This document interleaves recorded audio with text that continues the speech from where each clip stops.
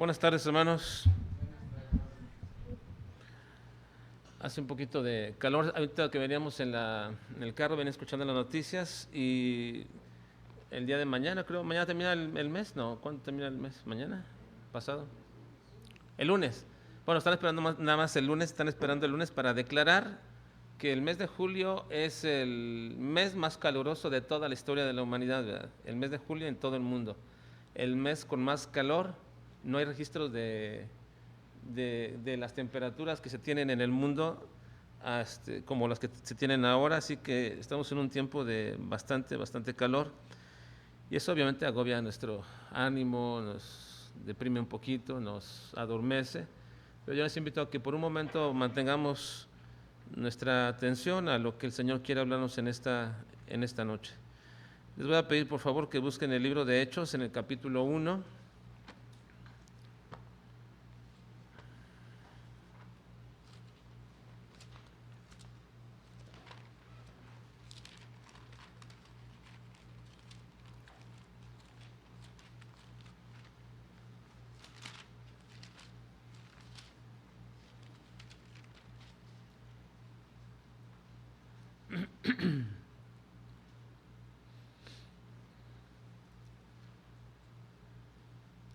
Y lean conmigo, por favor, el versículo 25. Vamos a leer solamente el 25 por ahora, en este momento, para introducirnos a nuestro tema.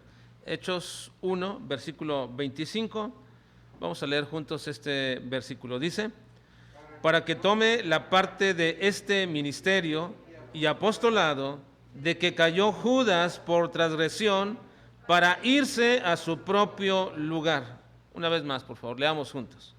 Para que tome la parte de este ministerio y apostolado de que cayó Judas por transgresión para irse a su propio lugar. Quiero hablarles en esta noche o exponer delante de ustedes un tema que no debería ser controversial, pero sin embargo se ha vuelto a la luz de una mala interpretación de la soberanía de Dios, y es el hecho de la responsabilidad que tiene el hombre sobre sus actos. Así que voy a hablar acerca de la responsabilidad completa del hombre o total del hombre. La responsabilidad total del hombre. La semilla del pecado que se sembró en Adán y Eva fue la desobediencia. Dios había dicho: no hagas esto, y ellos lo hicieron, desobedecieron.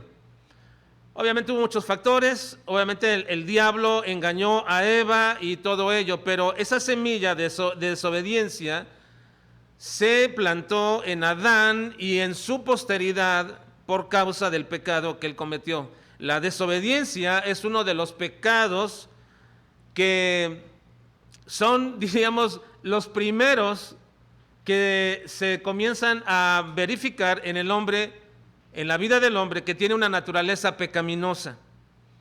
Lo va a manifestar con desobediencia.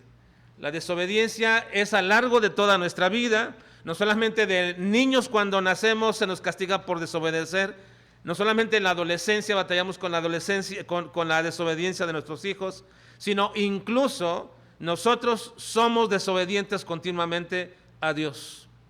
Así que la semilla del pecado implantada en el hombre, que ha proliferado, que ha cundido, es la desobediencia. Pero también la reacción implantada en la naturaleza del hombre, con la cual responde ante la desobediencia y ante el castigo o ante la pregunta de Dios de qué es lo que estamos haciendo, o ante la interrogación misma de nuestra propia conciencia, esa reacción implantada en el hombre también y en la naturaleza del hombre es precisamente el excusarse. Siempre se excusa de su desobediencia, nos excusamos de nuestra desobediencia, no nos hacemos responsables de nuestros actos. Adán, inmediatamente cuando Dios le llamó a cuentas, él dijo: la mujer que me diste. Él se excusó y no asumió su responsabilidad. Así que nuestra desobediencia es tan común como también lo es nuestra reacción de excusarnos, de no hacernos responsables de nuestros actos. Y ello conlleva el mismo hecho de que por la misma causa, la persona desobediente y que se excusa de sus actos, no recibe la gracia y el perdón del Señor. Ahora, vamos a entender un poquito esto en el desarrollo de esta noche de lo que quiero compartirles. Se entiende por responsabilidad aquello por lo que tenemos que y estamos obligados a responder. Eso es responsabilidad. Aquello por lo cual yo estoy obligado a responder. De hecho, la palabra responsabilidad viene del latín responsum, que quiere decir responder. Así que en la ética se dice que el ser humano está obligado a responder por sus actos en 3 áreas de responsabilidad de su vida. La ética dice esto: hay una responsabilidad ética por la cual tienes que responder, es decir, aquello que de acuerdo a la conciencia que tú tienes, entonces, de acuerdo a esa conciencia personal, haces o no haces y por ello respondes. Eso es una responsabilidad ética. También está la responsabilidad moral, es decir, por los actos que de acuerdo a ciertas reglas tenemos entre nosotros o entre una comunidad, entre un grupo, y respondemos por esas reglas quebrantadas dentro del grupo. Se llama responsabilidad moral. Y también está la responsabilidad legal, es decir, aquellas cosas por las cuales tenemos que responder en el cumplimiento o quebranto de las leyes de un país o de reglas internacionales. Básicamente se establece que hay 3 áreas de responsabilidad por la cual todo hombre o mujer tiene que responder. Una responsabilidad ética cuya conciencia le lleva a hacer o no hacer. Una responsabilidad moral que elige o no elige quebrantar o obedecer dentro de un grupo en las reglas no escritas. Y también la responsabilidad legal que se establece por los actos de cumplimiento o desobediencia de las leyes escritas. Pero hasta aquí no podemos todavía hablar de una responsabilidad completa del hombre, porque aun cuando la ética lo hace responsable de estas áreas que acabo de decir, lo que a nosotros nos interesa es la responsabilidad espiritual del hombre ante Dios. Es decir, el ser humano es también responsable y debe responder por sus actos delante de Dios. Pero aquí es donde surge una problemática teológica muy importante que debemos aprender y estudiar a la luz de las Escrituras. Y antes de decirles o expresar esa problemática, yo les preguntaría a ustedes: ¿es realmente el hombre responsable delante de Dios? ¿Es realmente el hombre responsable delante de Dios por las cuestiones espirituales? Porque podemos decir que el hombre es responsable éticamente, moralmente y legalmente, pero delante de Dios, ¿es realmente responsable el hombre delante de Dios por las cuestiones espirituales? Sé que muchos van a decir de manera inmediata que sí, pero sin apresurarnos de manera tan inmediata, preguntémonos 2 cosas. Primero, ¿cómo puede un ser humano espiritualmente muerto responder ante Dios por algo de lo cual no tiene capacidad para responder? Porque está muerto espiritualmente. Efesios 2:1 dice: y Él os dio vida a vosotros cuando estabais muertos en vuestros delitos y pecados. Así que la condición del hombre es estar muerto espiritualmente. Y si el hombre está muerto espiritualmente, entonces es insensible espiritualmente también. Y por lo tanto diríamos, ¿cómo puede un hombre muerto ser responsable delante de Dios por las cuestiones espirituales si está muerto espiritualmente? La Biblia dice que el pecado de Adán imputó a todo hombre la culpabilidad también de ese pecado y también recibe por ello la consecuencia de ese pecado. En Romanos capítulo 5, versículos 17 al 19 establece esta verdad. Dice: pues si por la transgresión de uno solo, y cuando habla de uno ahí, o habla de Cristo o habla de Adán, pues si por la transgresión de uno solo reinó la muerte, mucho más reinará en vida por uno solo, Jesucristo, los que reciben la abundancia de la gracia y el don de la justicia. Así que, como por la transgresión de uno, Adán, vino la condenación a todos los hombres, de la misma manera, por la justicia de uno, vino a todos los hombres la justificación de vida. Porque así como por la desobediencia de un hombre, los muchos fueron constituidos pecadores, por la desobediencia de un hombre, los muchos fueron constituidos pecadores, así también por la obediencia de uno, los muchos serán constituidos justos. Así que entonces, el pecado de Adán afectó a toda su posteridad, de tal manera que la naturaleza con la cual nacen es la naturaleza misma de Adán, y en ello está implicada la desobediencia y también el pago del pecado por causa de Adán. Ahora, esa es la primera pregunta. ¿Es realmente el hombre responsable delante de Dios en lo espiritual? Bueno, ¿cómo lo sería si está espiritualmente muerto? Si él está espiritualmente muerto, ¿cómo sería responsable delante de Dios por su condición espiritual muerta? Ahora, la segunda pregunta que debemos hacernos es, y de acuerdo a nuestra visión de un Dios soberano, de acuerdo a esta visión que tenemos de un Dios soberano, ¿cómo puede un hombre ser responsable ante Dios si es que Dios tiene el control total de la vida y los acontecimientos de todos los hombres? ¿Cómo podría un hombre, ante nuestra visión de un Dios soberano, que no se escapa ni está fuera nada de su control, ser responsable de su vida si Dios tiene el control de su vida? Es decir, ¿puede acaso un hombre sustraerse de la soberanía de Dios? Y luego, si no es así, si no se puede sustraer, entonces ¿por qué podría ser responsable ante Dios? Ahora, esa pregunta no la hace el hombre común o el hombre necio, ni tampoco el agnóstico, ni mucho menos el hombre filosófico. Esta pregunta la hace el mismo apóstol Pablo, aludiendo al pensamiento y al sentido común del hombre en general. En Romanos 9:16 al 19 dice: así que no depende del que quiere, ni del que corre, sino de Dios que tiene misericordia. Porque la Escritura dice a Faraón: para esto mismo te he levantado, para mostrar en ti mi poder y para que mi nombre sea anunciado por toda la tierra. De manera que de quien quiere tener misericordia, tiene misericordia, y al que quiere endurecer, endurece. Pero me dirás, ¿por qué pues inculpa? Porque ¿quién ha resistido a su voluntad? Ahora pues, entonces el apóstol Pablo hace eco del pensamiento general y común, y del sentido común, diciendo, ¿cómo puede un hombre ser responsable delante de Dios si Dios, al que quiere endurece y al que quiere tener misericordia, tiene? Entonces, ¿por qué lo inculpa? Porque nadie puede resistir a su voluntad. Pero no estoy diciendo que el hombre no sea responsable delante de Dios, simplemente es que entendamos que hay dos cosas que debemos de observar y analizar antes de simplemente decir si el hombre es responsable delante de Dios. ¿Y por qué tenemos que hacerlo? Bueno, porque eso nos llevará precisamente a entender nuestra propia culpa como un acto de responsabilidad al cual tenemos que responder delante de Dios.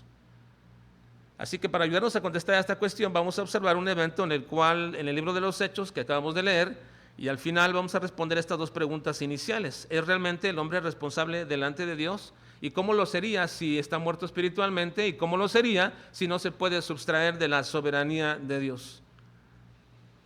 Ahora, ya hemos visto este ejemplo anteriormente cuando iniciamos nuestro estudio del libro de los Hechos el año pasado, pero voy a recordar un poquito para poder contestar estas preguntas. Cuando la iglesia ya había sido iniciado su fundación en el ministerio de Cristo, aún no era una iglesia operante, no estaba trabajando todavía, porque aún no moría Cristo. Así que la institución de la iglesia se llevaría a cabo en la cruz, pero tampoco todavía era operante en la cruz, porque le faltaba el poder para funcionar, y ese poder era el poder del Espíritu Santo que recibiría en el día de Pentecostés. Ahora, había que solucionar, después de todo eso, una dificultad que a veces se nos pasa de largo, porque antes de iniciar la operación como iglesia y la funcionalidad como la iglesia, Pedro se levanta y dice que hay necesidad de sustituir a un elemento humano dentro de la iglesia. Era necesario sustituirlo. Ese elemento humano era, por supuesto, un apóstol, y eso es lo que precisamente no deberíamos pasar desapercibido, porque algunos piensan que simplemente se le ocurrió a Pedro levantarse diciendo, bueno, se me hace que somos pocos y deberíamos de ser más para iniciar. No era en realidad eso. Recuerden que aún en el Apocalipsis menciona la importancia de que los 12 apóstoles estén constituidos. Ahora, en el versículo 12 al 14 del libro de los Hechos, donde está nuestra lectura, por favor, versículos 12 al 14, nos hace un pequeño recuento de estos apóstoles que todos conocemos. Entonces volvieron a Jerusalén desde el monte del Olivar, el cual está cerca de Jerusalén, camino de un día de reposo, y entrados subieron al aposento alto donde moraba Pedro y Jacobo, Juan, Andrés, Felipe, Tomás, Bartolomé, Mateo, Jacobo, hijo de Alfeo, Simón el celote y Judas, hermano de Jacobo. Todos estos perseveraban unánimes en oración y ruego con las mujeres y con María, la madre de Jesús, y con sus hermanos. Y luego aquí viene: y en aquellos días Pedro se levantó en medio de los hermanos, y los reunidos eran como 120 en número, y dijo: varones hermanos, era necesario que se cumpliese la escritura en que el Espíritu Santo habló antes por boca de David acerca de Judas, que fue guía de los que prendieron a Jesús, y era contado con nosotros, y tenía parte en este ministerio. Este pues con el salario de su iniquidad adquirió un campo, y cayendo de cabeza se reventó por la mitad, y todas sus entrañas se derramaron, y fue notorio a todos los habitantes de Jerusalén, de tal manera que aquel campo se llama en su propia lengua Aceldama, que quiere decir campo de sangre. Porque está escrito en el libro de los Salmos: sea hecha desierta su habitación, y no haya quien more en ella, y tome otro su oficio. Es necesario, pues, y esta palabra es necesario, es como una expresión que se puede decir en latín, es sine qua non, es decir, no hay posibilidad de continuar, no podemos seguir, es necesario, es importante, pero más que importante, se necesita hacer que de estos hombres que han estado junto con nosotros todo el tiempo que el Señor Jesús entraba y salía entre nosotros, comenzando desde el bautismo de Juan hasta el día en que entre nosotros fue recibido arriba, uno se ha hecho testigo con nosotros de su resurrección. Pedro entonces alude la importancia de poder solucionar este asunto antes de que la iglesia comience a ser operante, su desarrollo por la cual el Señor estableció aquí en la tierra. Ahora uno diría, pero ¿qué importancia tenía que faltara un apóstol? ¿Por qué tenía que ser necesario que se sustituyera a un apóstol? Estoy seguro que la mayoría de nosotros entendemos o pensamos que los apóstoles simplemente fueron escogidos por Jesús, pero en realidad no eran tan importantes. Pensaríamos porque solamente vemos a Pedro, a Juan y a Jacobo alguna vez, alguna otra vez por allá otro, pero pensamos que solamente la importancia de los apóstoles radica en Pedro, Juan y Jacobo. Pero Pedro dice que no, que era necesario sustituir a Judas. Era necesario, era importantísimo. La mayoría de nosotros, estoy seguro que no sabríamos algo relacionado con algunos de estos hombres, con Bartolomé, por ejemplo, o con Simón el celote. Hay varios de estos hombres que ni siquiera volvemos a escuchar otra vez su nombre solamente por la lista, y pensaríamos que no tiene nada de importancia por qué Cristo fue, oró al monte, y cuando regresó, entre todos los cientos y miles que había, escogió a 12. Pensaríamos que no será tan importante lo que estos hombres iban a hacer, pero la importancia misma Pedro nos la da cuando dice: es necesario sustituirlo, es necesario. Antes de iniciar el desarrollo, antes de comenzar todo el trabajo que el Señor había venido, y antes de que viniera el día de Pentecostés con el cual serían capacitados, era necesario sustituir a Judas. Así que de entrada podemos decir que cuando Dios llama a alguien, no lo llama para que no haga nada. Dios no llama a ninguna persona para no hacer nada o para estar sentado ahí cómodamente en algún lugar y simplemente esperando el día de culto para venir al día de culto y luego simplemente seguir así toda la vida, pensando que solamente nuestra vida consiste en venir, si podemos, y esforzarnos a todos los cultos, y qué bueno, y si no, por lo menos los domingos, y así pensaríamos que transcurre la vida cristiana. Pero cuando Dios llama a alguien a la salvación, también lo llama al servicio, y no necesariamente al servicio pastoral o misionero, pero lo llama al servicio. Dios llama a todas las personas a servir, todos deberíamos de servir. Y todos, lo sé porque todos tenemos un don de parte de Dios, y lo sé porque Dios te llamó a la salvación, y lo sé porque Dios se agrada y Dios es glorificado cuando sus hijos le sirven. Así que de entrada podemos decir que todos los apóstoles hicieron algo especial, algo importante, aun cuando no se relata precisamente aquí lo que ellos hicieron. Pero ¿qué diríamos acerca de Judas? ¿Se equivocó el Señor respecto a Judas?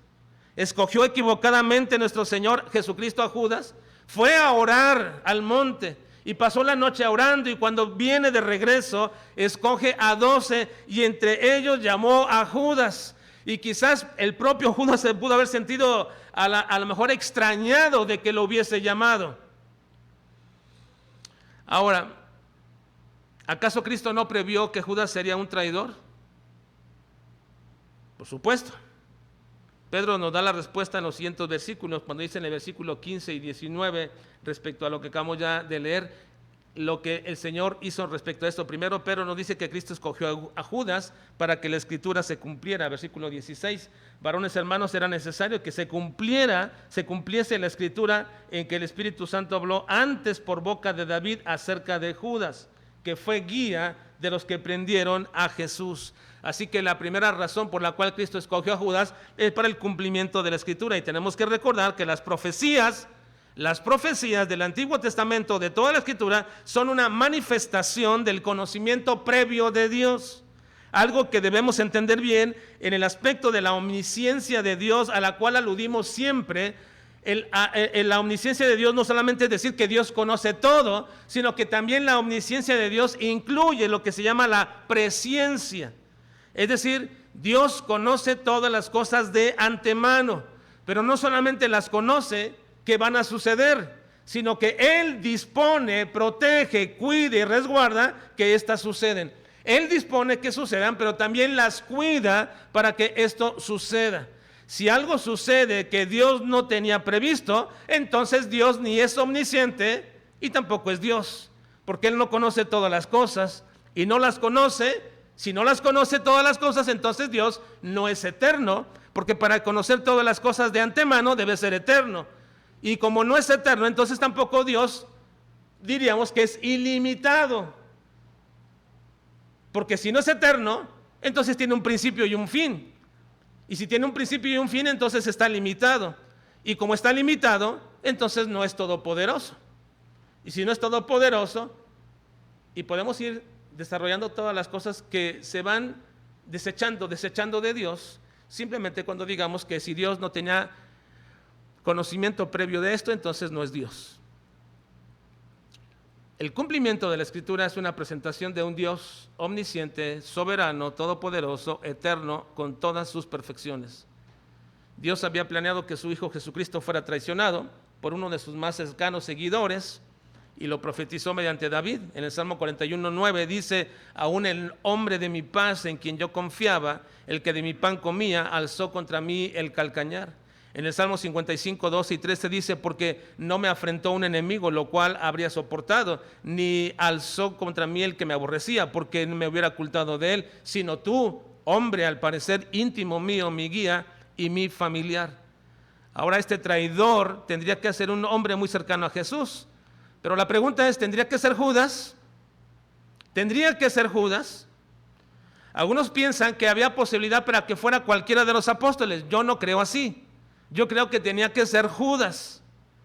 Nosotros no creemos en ello tampoco, que Dios elija a las personas para que sean condenadas. Yo no creo que Dios elija a una persona para que sea condenada. Por lo tanto, no puedo creer que Dios haya elegido a Judas para que él fuera condenado. Lo eligió para entregar a Jesús. La Biblia es clara respecto a la elección. Dios elige a aquellos que ha de salvar, porque estos están en la misma condición de todo hombre en condenación. Pero es responsabilidad de cada hombre el hecho de que sean condenados. Así que, pensando en esto, déjenme darles un panorama del carácter de Judas, porque esa es la responsabilidad de porque fue lo que hizo él y lo que lo hizo culpable. Judas no era un ente no pensante ni ignorante de lo que estaba haciendo. Él sabía lo que estaba haciendo. En la cena pascual, en la última cena, cuando Jesús comienza a mencionar que alguien lo va a entregar y que está ahí entre ellos, todos comienzan a preguntar: ¿seré yo? ¿Seré yo?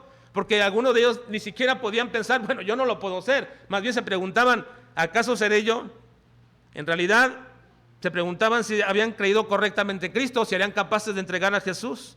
Su corazón puede ser tan engañoso que ellos mismos dudaban si podrían ellos mismos ser los que entregarían a Jesús.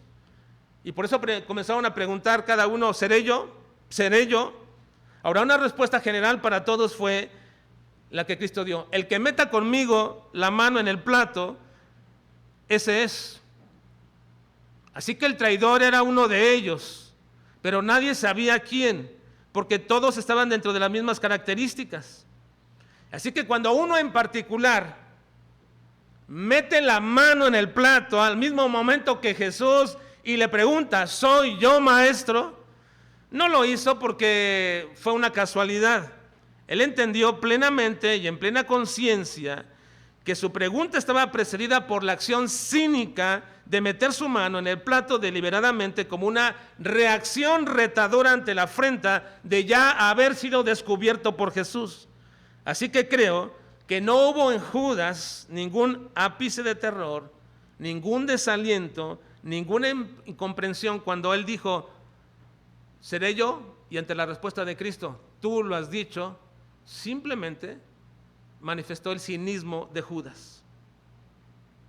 ¿Podía en ese momento Judas haber dado vuelta atrás al ser descubierto de su traición y haberse echado para atrás y no entregar a Jesús?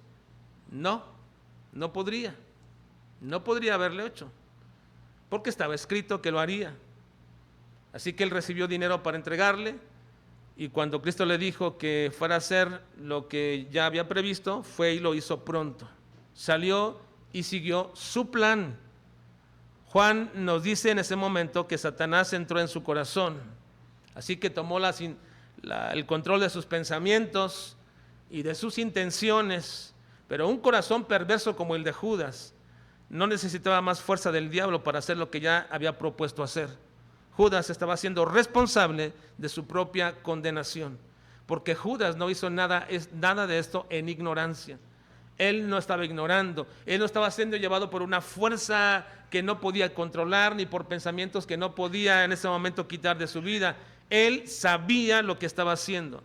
Y en Romanos capítulo 9 se vuelve a mostrar esta verdad que precisamente nos explica por qué Judas era responsable de su propia condenación. En los versículos 22 y 23 dice, ¿y qué?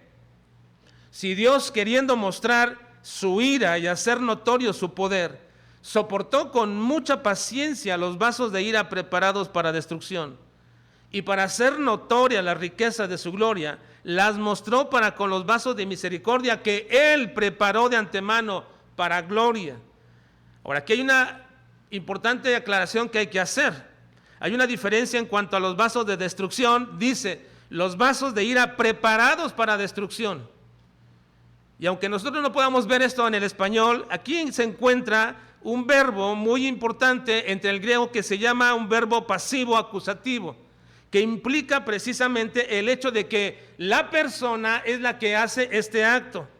Ellos, así deberían traducirlo, o algunos lo traducen así en algunas versiones libres. Dice, los vasos que ellos mismos se prepararon para destrucción.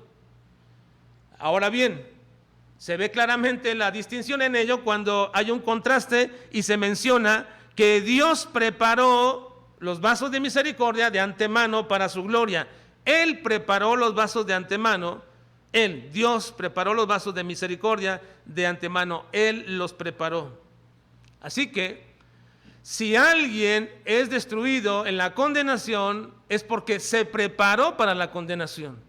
Y si alguien es salvado para la gloria de Dios, es porque Dios lo salvó y lo preparó como vaso de misericordia.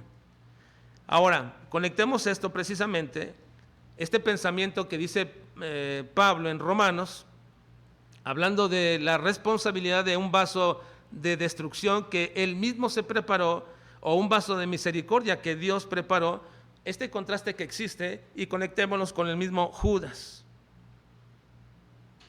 En Hechos 1:25 dice, volviendo a Hechos 1:25, dice,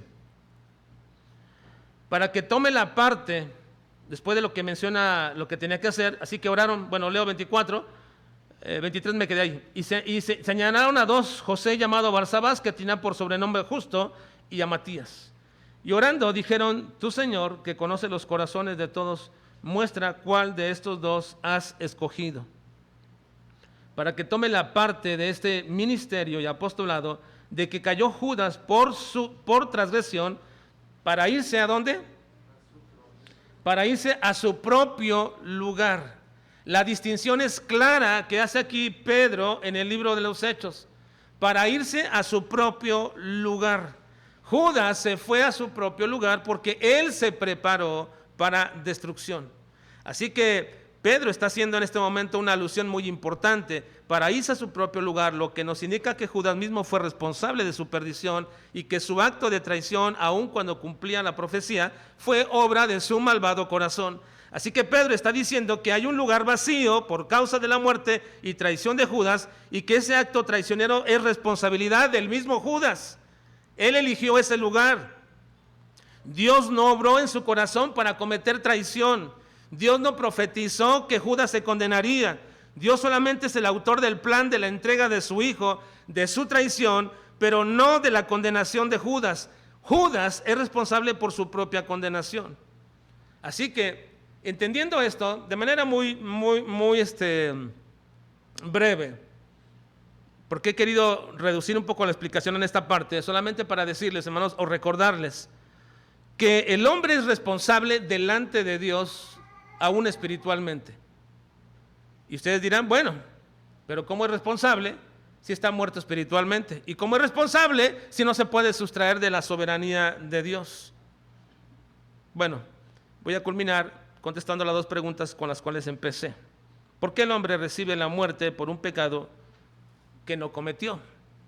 ¿Por qué el hombre recibe las consecuencias del pecado de Adán? ¿Por qué se nos imputa el pecado de Adán a los hombres? ¿Por qué es que el hombre recibe la naturaleza pecaminosa con la cual Adán pecó y le llevó a la muerte, y luego traspasó esa misma condenación y las mismas consecuencias cuando el hombre peca? ¿Por qué es que el hombre recibe esto si no pecó como Adán? Entonces, ¿por qué Dios lo hace responsable? La respuesta es porque Dios así lo ha dispuesto. Dios así lo ha dispuesto. Esa ley es la ley de Dios, y las leyes de Dios son irrefutables y manifiestan continuamente en su palabra que el hombre es responsable por causa de su pecado. Cuando el hombre peca, es responsable de su pecado y recibe la condenación al igual que Adán. Dice Levítico 5:17, si alguien peca o incurre en algo por mandamiento del Señor que no se debe de hacer, aun si no sabía que hacía mal, será culpable y cargará con su pecado. En Deuteronomio 24:16 dice, ningún padre morirá en lugar de su hijo, ni tampoco ningún hijo morirá en lugar de su padre. Cada uno responderá por su propio pecado. Dios hace al hombre responsable de pecado, y el pecado es una acción espiritual en contra de Dios. Aun cuando la naturaleza lo inclina a pecar, y aun cuando esa naturaleza la recibió de su padre Adán, él es responsable por el pecado que comete, y por lo tanto Dios le hace culpable. En Job 19:4 dice, aun admitiendo que haya errado, las consecuencias son asunto mío. En Proverbios 9:12 dice, si te haces sabio, el provecho es tuyo, y si te vuelves blasfemo, sufrirás las consecuencias. Jeremías 31:29-30 dice, en estos días no volverá a decirse, los padres comieron las uvas agrias y los dientes de los hijos tienen la dentera, sino que cada uno morirá por su propia maldad. La dentera la tendrán los dientes de todo aquel que coma uvas agrias. En Ezequiel 18:20 dice, solo el que peque merece la muerte. Ningún hijo pagará por el pecado de su padre, ni tampoco ningún padre pagará por el pecado de su hijo. El hombre justo será juzgado por su justicia, y el malvado será juzgado por su maldad. En Ezequiel 33:6 dice, en cambio, si al venir la espada y la atalaya no tocaran la trompeta para prevenir a la gente, cuando la espada llegue y hiera de muerte a alguien, éste morirá por causa de su pecado, pero yo haré responsable de su muerte a la atalaya. En Mateo 12:36-37 dice, pero yo le digo que en el día de juicio cada uno de ustedes dará cuenta de cada palabra ociosa que haya pronunciado, porque por tus palabras será reivindicado y por tus palabras será condenado. ¿Es el hombre responsable delante de Dios, hermanos? ¿Es el hombre responsable delante de Dios? ¿Somos nosotros responsables delante de Dios por las acciones que cometemos? Aún por las palabras, también por los pensamientos delante de Dios. En Gálatas 6:4-5 dice, así que cada uno ponga a prueba su propia obra, y entonces tendrá motivo de jactarse, pero solo respecto de sí mismo y no por otro, porque cada uno llevará su propia carga. En 1 Timoteo 5:8 dice, porque si alguno no provee para los suyos, y especialmente para los de su casa, niega la fe y es peor que un incrédulo. Y luego Hebreos 13:17 dice, obedezcan a sus pastores y respétenlos. Ellos cuidan de ustedes porque saben que tienen que rendir cuentas a Dios. Así ellos cuidarán de ustedes con alegría y sin quejarse. De lo contrario, no será provechoso para ustedes.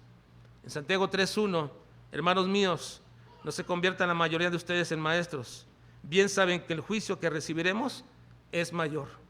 Y en 1 de Pedro 4:4-5, para ellos resulta extraño que ustedes ya no los acompañen en el mismo desenfreno y libertinaje, y por eso los ultrajan.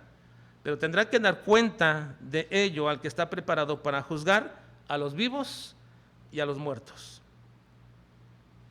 El hombre es responsable delante de Dios. ¿Por qué?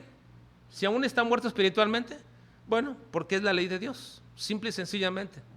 Ahora, pero ¿cómo podría un hombre ser responsable delante de Dios si no puede sustraerse de la soberanía de Dios? Y la respuesta es la misma, porque así Dios lo ha dispuesto. Esa es la ley de Dios. La soberanía de Dios no exime al hombre de su responsabilidad. Va a tener que responder delante de Dios. Algo que nunca debemos olvidar, hermanos, es que los actos soberanos de Dios, como lo son su elección, la predestinación, la misericordia y todo ello, todas las perfecciones de Dios, los actos soberanos de Dios como la elección y la predestinación, siempre son actos que están permeados, están llenos de las perfecciones de Dios. Siempre.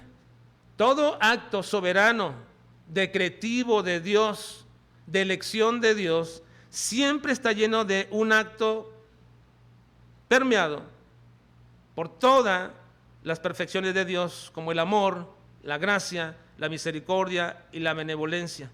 Así que todos los actos soberanos y los designios de Dios siempre, hermanos, siempre son para bien. Los actos de la soberanía de Dios en sus designios siempre son para bien.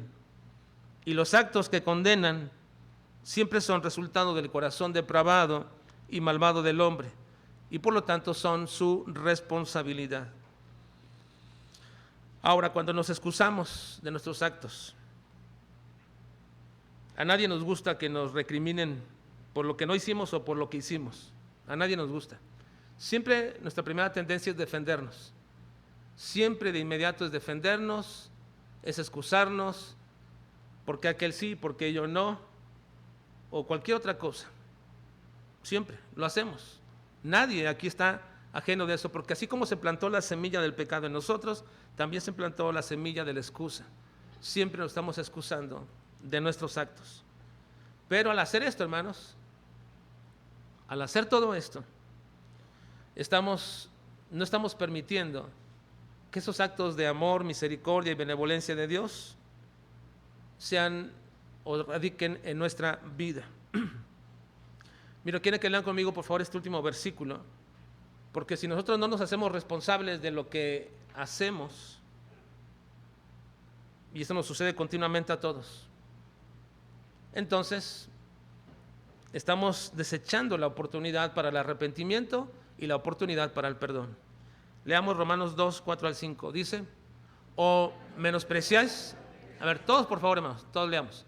O menospreciáis las riquezas de su benignidad, paciencia y longanimidad, ignorando que su benignidad te guía al arrepentimiento, pero por tu dureza y por tu corazón no arrepentido, atesoras para ti mismo ira para el día de la ira y de la revelación del justo juicio de Dios. Así que el acto de Dios de benignidad, paciencia y longanimidad está presente siempre para guiarnos al arrepentimiento. Pero si lo ignoramos y nos endurecemos y nos mantenemos en nuestro pecado, en nuestra condición, en nuestro acto de no ser responsables de lo que hemos dicho, hecho, entonces dice el versículo al final, atesoramos ira para el día de la ira y de la revelación del justo juicio de Dios. Pero ¿quién lo atesora? Dios no lo atesora. Tú y yo lo atesoramos. Lo estamos atesorando para ese día. Así que Dios es responsable de la bendición a nuestras vidas, de la salvación. Pero tú y yo somos responsables de la condenación y del juicio que vendrá sobre nuestros actos pecaminosos. Que Dios nos permita, hermanos, que cuando somos redarguidos por el Espíritu Santo y por su palabra, e incluso cuando somos redarguidos por algunas personas que están usando la palabra de Dios para hablarnos acerca de lo que no hemos hecho o que hemos hecho mal, entonces podamos humillarnos delante de Dios. Que Dios nos ayude, hermanos, porque si no atesoramos ira, y esa es responsabilidad nuestra delante de Dios. Vamos a orar, por favor, hermanos.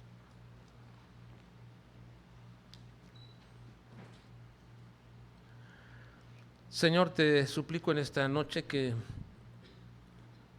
tu Espíritu Santo, Señor, nos haga ser sensibles a tu voz, a tu palabra, y que nos permita, Señor, entender y comprender que si aún no hemos sido consumidos, Señor, y si aún no hemos recibido el pago de nuestros pecados, y si ya lo estamos sufriendo inclusive, Señor, en nuestras vidas, y si estamos sufriendo por causa de nuestro pecado, Señor, ayúdanos a acudir a ti, arrepentidos, dispuestos, Señor, a pedir perdón y misericordia y gracia para alcanzar el oportuno socorro, Señor. Ayúdanos. Es muy difícil, Señor, para nuestro corazón aceptar, incluso sobre nuestro pensamiento, donde quizás podríamos pensar que si hemos pecado, podríamos incluso también excusarnos de ello. Y podríamos tener, Señor, sobre nosotros un manto de moralidad, de religiosidad, que no permita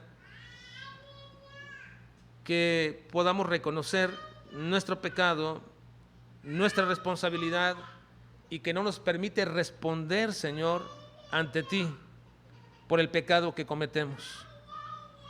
Te suplico, Señor, que nos ayudes en este día, bajo tu presencia, bajo y frente de tu rostro, Señor, no seguir excusándonos de nuestras palabras, de nuestros pensamientos y de nuestros actos. Te ruego en el nombre de Cristo, Señor, que nos ayudes para alcanzar esa misericordia que tú en tu paciencia tienes para con nosotros. Ayúdanos, Señor. Te lo pedimos en Cristo Jesús. Amén.